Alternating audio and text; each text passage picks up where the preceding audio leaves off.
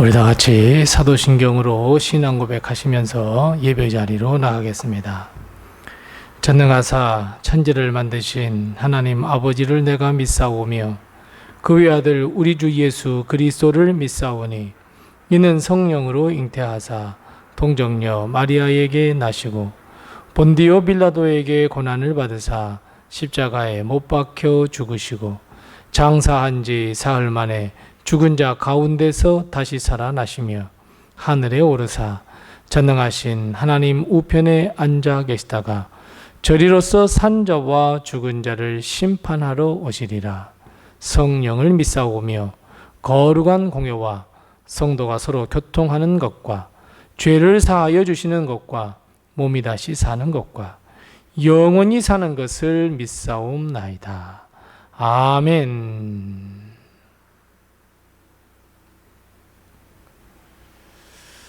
찬송가 337장 우리 함께 같이 찬송하겠습니다. 찬송가 337장입니다. 337장 우리 함께 같이 찬송합니다. 내 모든 시험 무거운 짐을 주 예수 앞에 아뢰이면 근심에 쌓인 날 돌아보사 내 근심 모두 받으시네. 무거운 짐을 나 홀로 지고 견디다 못해 쓰러질 때 불쌍히 여겨 구원해 주리. 은혜의 주님 오직 예수. 내 모든 괴로움 닥치는 환난 주 예수 앞에 아뢰이면 주께서 친히 날 구해 주사 넓으신 사랑 베푸시네. 무거운 짐을 나 홀로 지고 견디다 못해 쓰러질 때 불쌍히 여겨 구원해 주리. 은혜의 주님 오직 예수. 내 짐이 점점 무거워질 때 주 예수 앞에 아뢰이면 주께서 친히 날 구해 주사 내 대신 짐을 져주시네. 무거운 짐을 나 홀로 지고 견디다 못해 쓰러질 때 불쌍히 여겨 구원해 주리. 은혜의 주님 오직 예수. 마음의 시험 무서운 죄를 주 예수 앞에 아뢰이면 예수는 나의 능력이 되사 세상을 이길 힘 주시네. 무거운 짐을 나 홀로 지고 견디다 못해 쓰러질 때 불쌍히 여겨 구원해 주리. 은혜의 주님 오직 예수. 아멘. 오늘 하나님께서 우리에게 주는 말씀은 구약성경 창세기 6장 9절 말씀부터 12절 말씀입니다. 구약성경 8면에 있는 창세기 6장 9절 말씀부터 12절 말씀을 우리 함께 같이 한 목소리로 이 말씀 봉독합니다. 창세기 6장 9절 말씀부터 12절입니다. 함께 같이 봉독합니다. 이것이 노아의 족본이라. 노아는 의인이요 당대의 완전한 자라.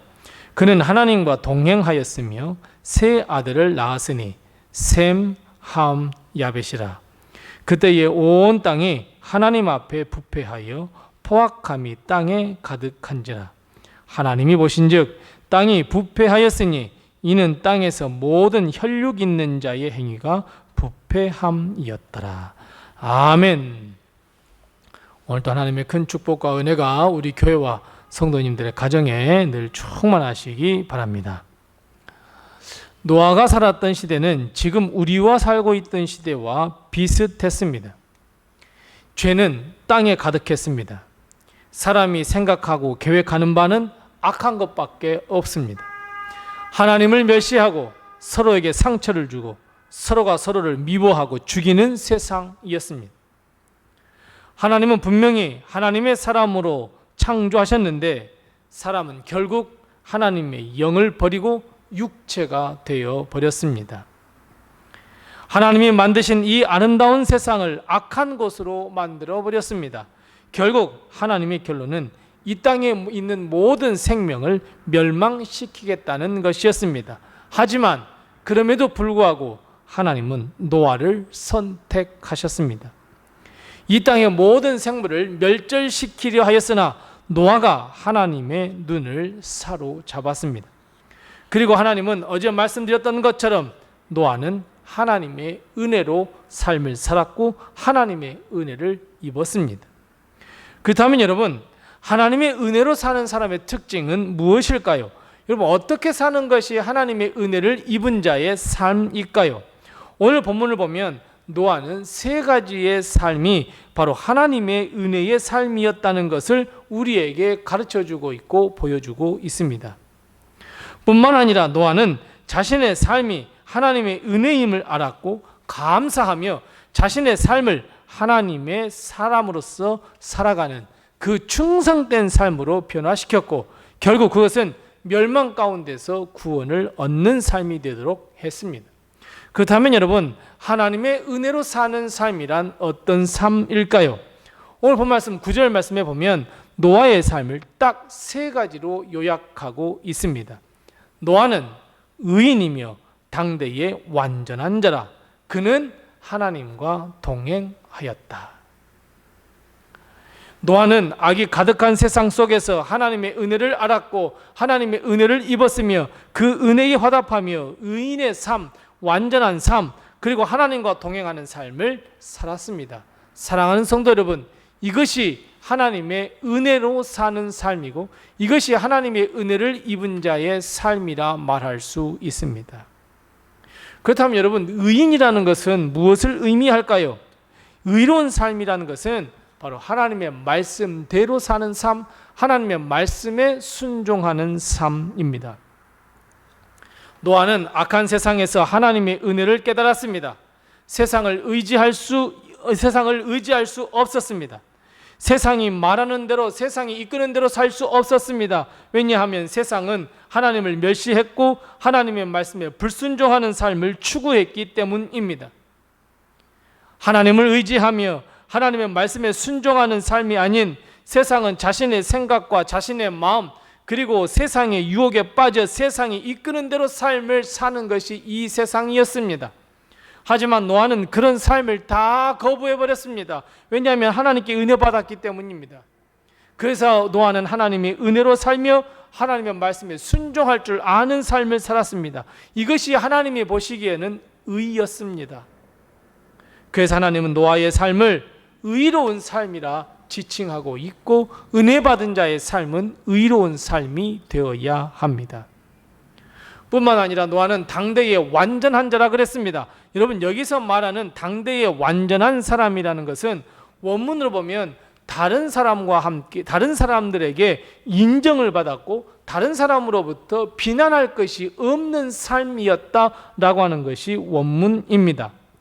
즉 하나님의 말씀에 순종하여 하나님께 의로운 사람이라 인정받으며 동시에 사람들에게 완전한 사람, 저 사람은 비난할 것이 없는 사람이야, 저 사람은 정말 법 없이도 살 수 있는 사람이야, 저 노아는 정말 사랑이 많은 사람이야, 아이고 저 노아는 정말 하나님을 믿는 사람이구만, 이렇게 인정받는 삶을 살았다라고 하는 의미입니다. 노아는 하나님과의 관계뿐만 아니라 이웃과의 관계가 매우 건강했던 사람이었습니다.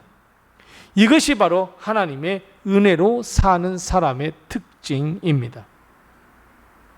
그러니 이 노아가 하나님께 의로운 사람이라고 인정받았으니 사람들의 눈에 완전한 사람이라고 인정할 수밖에 없습니다.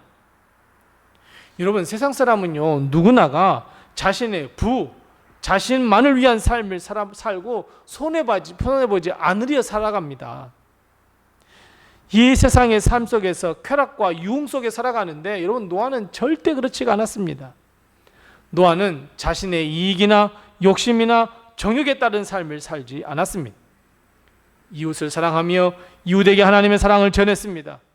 그렇게 살면 안 된다고 가르쳐 주기도 했습니다. 이웃과 즉 다른 사람의 비난과 저주를 받을 만한 짓을 하지 않았습니다. 이것이 여러분, 하나님의 은혜로 사는 사람의 특징입니다. 그래서 여러분, 우리는 우리 이웃들, 모든 이웃들에게 인정받는 삶을 살아야 합니다. 그리고 마지막으로 하나님과 동행했다 말씀합니다. 하나님과 동행했다는 것은 두 가지 의미입니다. 하나는 하나님과 함께하는 삶을 살았다라고 하는 의미입니다. 하나님의 인도하심에 늘 순종하는 삶을 살았다라고 하는 의미입니다. 다른 하나는 하나님의 말씀을 자신의 삶 속에서 드러냈다라고 하는 의미입니다. 즉 자신의 행위 속에서 하나님의 사랑을 드러냈고 하나님의 의를 드러냈고 하나님의 축복을 선포하는 삶을 살았다라고 하는 의미입니다. 노아는 순종할 수 없는 상황 속에서도 하나님의 말씀과 하나님의 인도하심에 순종할 줄 알았습니다. 그 결과가 무엇입니까? 노아의 방주였습니다. 산 위에 배를 지어야 한다는 말씀에도, 그리고 도무지 사람의 능력으로 지을 수 없는 거대한 방주를 지으라고 하는 그 명령에도 노아는 순종할 수 있었습니다. 왜요? 하나님과 동행했기 때문입니다. 하나님의 사명에 순종하는 것, 여러분, 그것은 하나님과 동행하리라 말할 수 있습니다. 아마도 에덴 동산을 막 창조하시고 아담과 하와 같은 처지였다면 하나님의 은혜로 사는 삶, 여러분, 실현 가능했을지 모릅니다. 하지만 노아의 시대는 완전히 달라졌습니다.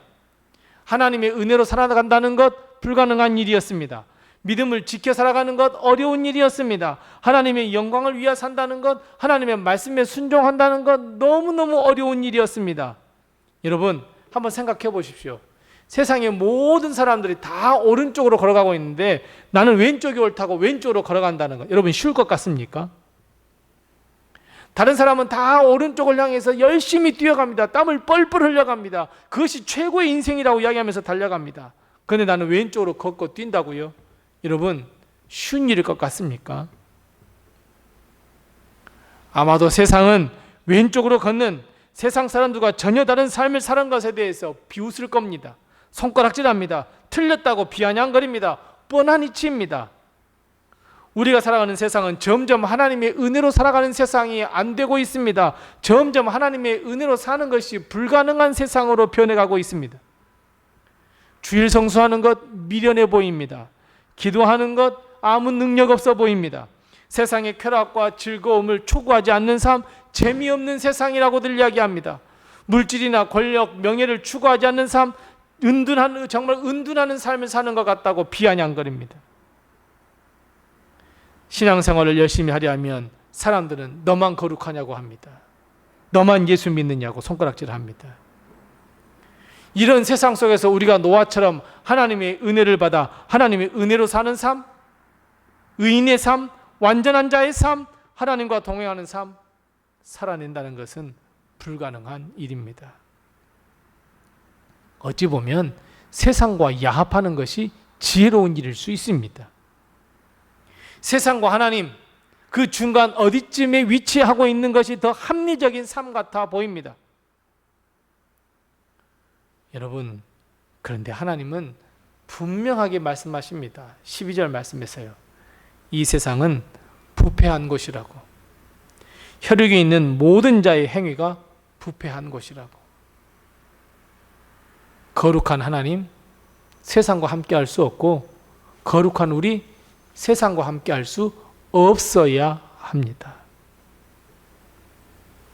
즉 우리는 노아를 본받아야 합니다. 하나님의 은혜로 사는 삶을 살아내야 합니다. 하나님의 뜻과 인도하심, 우리에게 주신 사명을 알고 이루어내는 삶, 하나님의 말씀에 순종하는 삶을 살아내야 합니다. 여러분, 세상이요, 그리고 세상 사람이요, 우리에게 영원한 생명 주지 못합니다. 왜 그런데 우리는 세상 사람들의 말에 솔깃해질까요? 겉으로는 거기에 영원한 생명과 영생이 있는 것 같아 보이지만 절대로 세상은 우리에게 영원한 생명을 주지 못합니다. 그래서 세상을 따르는 삶을 뒤로 하고 하나님의 은혜로 사는 삶을 여러분 살아내셔야 합니다. 노아의 삶을 살아야 합니다. 사랑하는 성도 여러분, 믿음을 가지고 노아처럼 사는 것은 분명 어려운 일입니다. 그렇다고 여러분 주저앉아서 포기해서는 안 됩니다. 우리는 세상 사람들과 달리 예수 그리스도의 보혈의 피로 구원받은 자들입니다. 그렇다면 거룩한 삶 살아야 되지 않겠습니까? 하나님의 은혜로 사는 삶을 살아야 되지 않겠습니까? 세상 사람과 다른 삶을 살아야 하는 이유가 바로 여기에 있습니다. 오늘도 우리는 여전히 죄악으로 가득 찬 이 세상에서 살아가야 합니다. 세상은 우리에게 유혹합니다. 하나님을 따르지 말라고요. 세상을 따르라고요. 하지만 그럼에도 불구하고 우리는 그 모든 유혹을 다 뒤로 하고 하나님의 은혜로 사는 삶, 승리하는 삶을 살아야 합니다. 사랑하는 성도 여러분, 믿음을 지켜내십시오. 하나님의 은혜를 지켜내십시오. 하나님의 은혜로 사는 삶을 살아가십시오. 하나님의 부르심에 화답하는 우리 모든 성도들이 다 되시기 바랍니다. 기도하겠습니다. 우리 함께 두 가지를 먼저 기도합니다. 하나님, 내가 하나님의 은혜에 화답하는 삶을 살게 도와주시옵소서. 의인이요 완전한 자요 하나님과 동행하는 삶을 살게 주시옵소서. 우리 함께 기도할 것은 세상의 모든 유혹을 예수 그리스도의 이름으로 물리쳐 이겨 승리하게 도와주시옵소서. 우리 함께 같이 기도하시고 아울러 우리 전도 대상자의 이름을 불러가며 기도합니다. 그의 이름을 부르며 하나님 이번 추수감사절에 함께 할 수 있도록, 함께 예배드릴 수 있도록 해달라고 우리 함께 같이 기도하십시다. 그리고 우리 교회를 위해서 함께 기도해 주시고, 그리고 우리 수능을 앞두고 있는 우리 모든 자녀들을 위해서도 함께 같이 기도해 주시고, 또 내게 허락하신 기도의 제목을 가지고 하나님 앞에 기도하겠습니다.